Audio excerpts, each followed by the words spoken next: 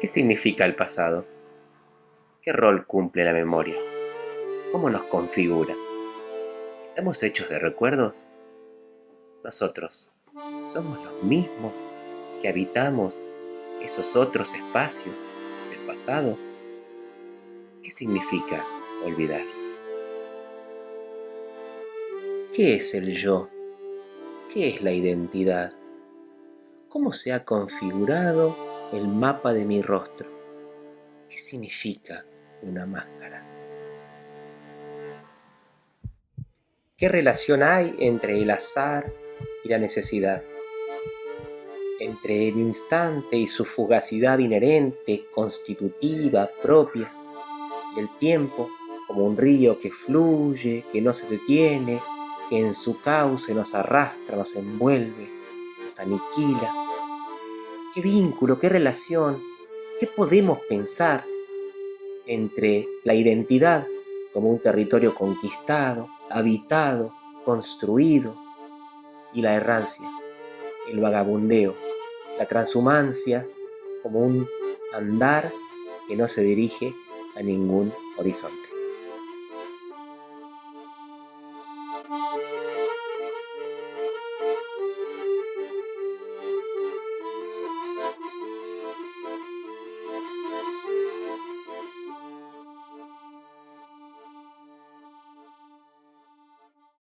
En la segunda consideración introspectiva, titulada Sobre la utilidad y los perjuicios de la historia para la vida, Nietzsche dice una frase impactante que de alguna manera es la fuente de todos los interrogantes que abren este video.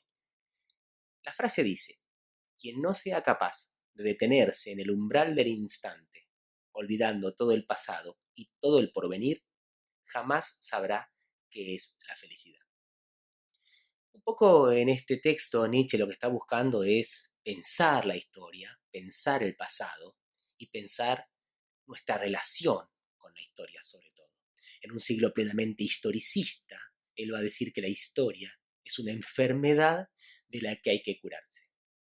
Esto es bastante provocador y bastante impactante, ¿no? Pensar a la historia como algo que nos enferma. Muchas veces estamos como inclinados a pensar que la historia es lo que nos constituye y que la historia colectiva y la historia individual, esas narraciones, esa novela familiar, es de alguna manera la forma en que nos hemos configurado y la forma en que hemos construido nuestra identidad. Nietzsche, en pleno corazón del siglo historicista, viene a decir que uno tiene que ser un legislador de la historia y uno tiene que ser un selector de esa historia y uno tiene que hacer recortes, elecciones y tiene que decidir qué quiere olvidar. Acá hay un punto importante sobre el que me gustaría detenerme. Pareciera ser que la memoria funcionaría como lo negador de la vida, aquello que me aplasta. Mientras yo quedo atrapado venerando montañas de cadáveres, mientras quedo atrapado venerando un pasado que lo glorifico o lo idealizo o lo conservo solamente por ser antiguo, lo que estoy haciendo es hipotecar el porvenir y olvidar mi presente. En esa adulación del ayer, hipoteco el ahora, hipoteco el porvenir y me quedo aplastado por esa montaña de cadáveres. La propuesta nietzscheana tiene que ver con ser un legislador de ese pasado y seleccionar qué dosis de pasado es positiva para mi cuerpo, qué dosis de pasado es positiva para mi vida.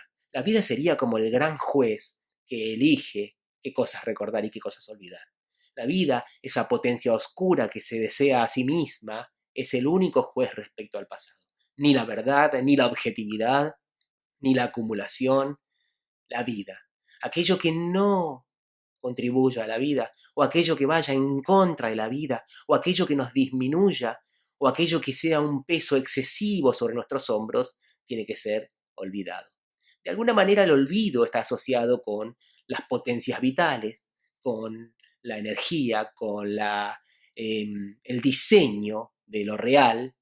¿Y a qué me refiero con el diseño de lo real? El filósofo, el verdadero filósofo, el filósofo que deviene artista o el filósofo que deviene niño, mejor aún, ese niño es un niño creador, es un niño ligero, liviano, que no carga con el peso ni de la memoria ni del pasado. Y el niño es aquel que puede inventar nuevas relaciones respecto a lo dado. En el Zaratustra, de hecho, la tercera transformación del espíritu tiene que ver con el devenir niño. Y este devenir niño está asociado justamente a una actividad creadora, a la idea de juego, un juego creador, un juego que tiene que ver con la invención de nuevos lugares, de nuevas relaciones y de nuevos posibles. Nietzsche nos va a decir que el verdadero creador es injusto. ¿Y en qué sentido es injusto? Bueno, es injusto porque no está atado a las tradiciones, porque no está atado a las convenciones, a la moral, a los acuerdos, a los pactos colectivos. De alguna manera el verdadero creador es un legislador que avanza como un huracán alegre en el medio de un mar de muerte. Es una potencia, es una alegría, es un torbellino en el medio de cadáveres u, en todo caso, ganado, oveja, aquellos que siguen una moral de obediencia, una moral de sometimiento que disminuye la potencia vital. La propuesta nietzscheana respecto a la memoria y respecto a la identidad tiene que ver con una constante elección y una constante decisión acerca de qué cosas vale la pena recordar y qué cosas vale la pena imponer, porque en última instancia cualquier orden tiene que ver con una imposición, con una voluntad de poder, como va a decir Nietzsche, ¿no? Cualquier orden de lo dado. Estamos frente a un pensamiento que no venera un origen, que no añora un origen, un lugar primero o un rostro primero incluso, y que tampoco se dirige o camina hacia un determinado lugar, hacia un horizonte que ya está prefigurado. Es una idea de la propia identidad como una errancia. ¿A qué me refiero con errancia? Como un vagabundeo. Hay un libro hermoso de Baigorria que se llama El anarquismo trashumante.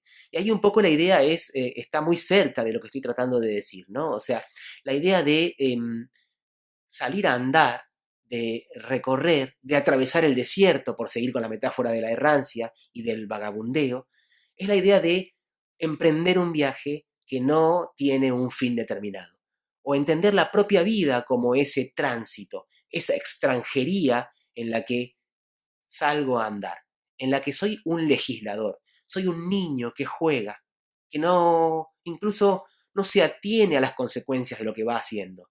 Va creando, va inventando, va errando, va construyendo sentidos o va habitando identidades que son como mojones o lugares de reposo.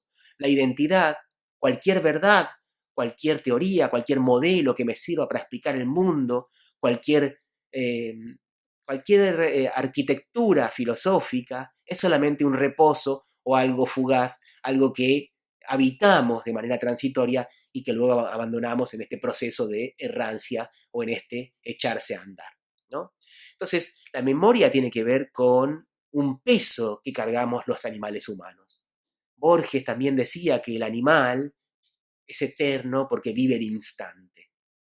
Y de alguna manera Nietzsche dice que tenemos envidia de esa inmediatez con la que viven los animales y que nosotros somos animales que cargan con el fardo de la memoria, con esa mochila, con ese peso. Y a partir de ese peso, a partir de ese defecto, a partir de esa debilidad o de esa carencia, la propuesta nietzscheana tiene que ver con hacer de ese defecto un valor. ¿Y cómo podemos hacer un valor de ese defecto? Volviéndonos narradores de nuestra propia identidad y narradores de nuestro propio pasado. ¿Con qué narración queremos ser narrados? Este es el desafío que podemos pensar. Por supuesto que en Nietzsche hay una idea más bien cósmica de un funcionamiento cíclico del tiempo, ¿no?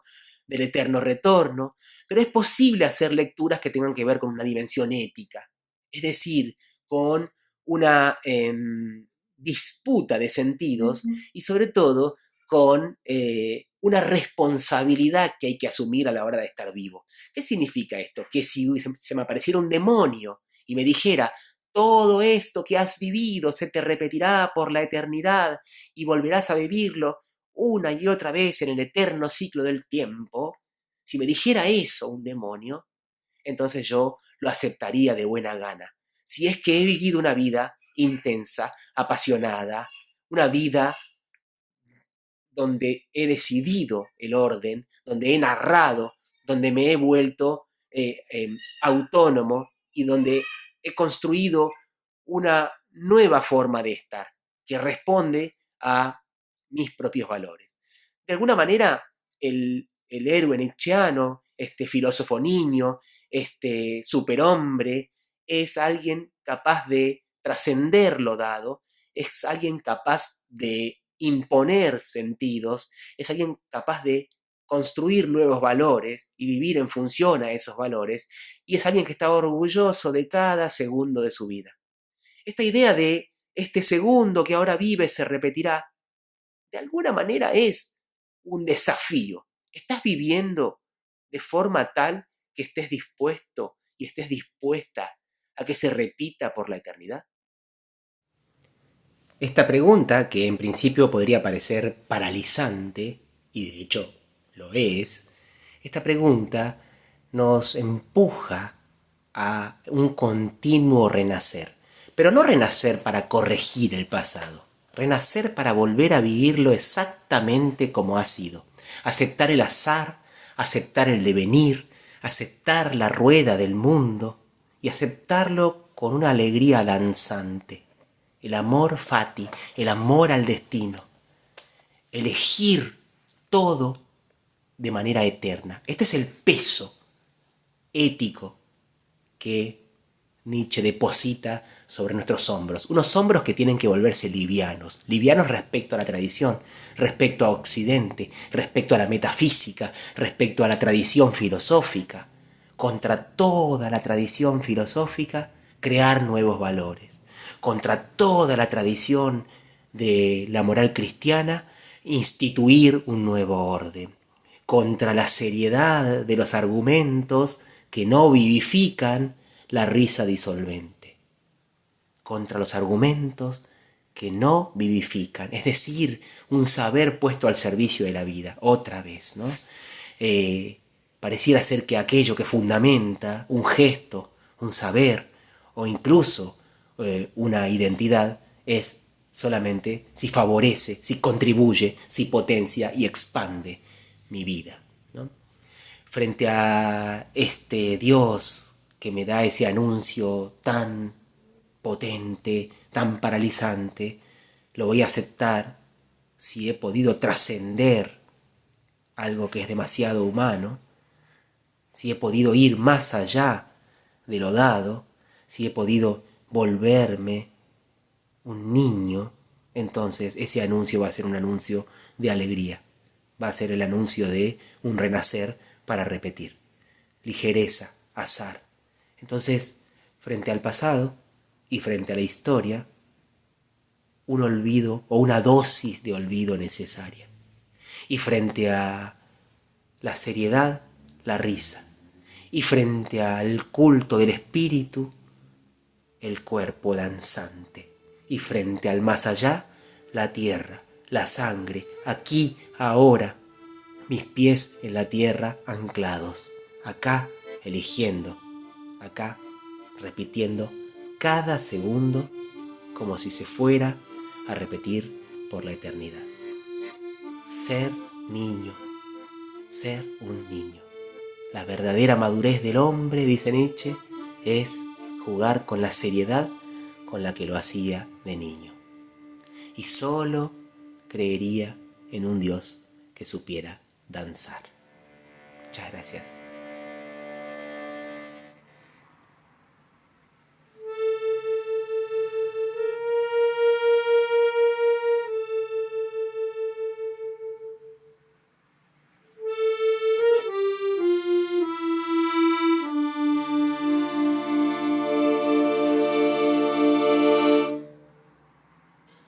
Y también a mí, que soy bueno con la vida, me parece que las mariposas y las pompas de jabón son quienes más saben de felicidad.